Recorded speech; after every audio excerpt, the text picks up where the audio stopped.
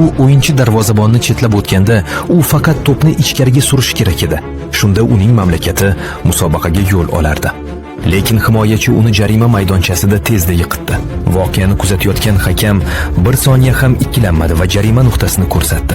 Endi barcha mas'uliyat Luka Modrich zimmasiga tushdi. Agar u ursa, Xorvatiya Fransiya bilan chorak finalga chiqardi. Bu 2018 yilgi jahon chempionatida Daniya va Xorvatiya o'rtasidagi keskin o'yinning 118-daqiqasi edi. Ana shu payt Shmayxel ajoyib to'xtatish amalga oshirdi. U chapga o'tilib, Modrichning zarbini to'sdi va Daniyani o'yinda qoldirdi. Shunga qaramay, o'yin penaltilar seriyasida hal bo'lish kerak edi. Unda Subasic birinchi zarbni to'sdi. Xorvatiya darvozaboni penaltilar seriyasida jami 3 ta zarbni to'sib, Xorvatiyaning qahramoniga aylandi.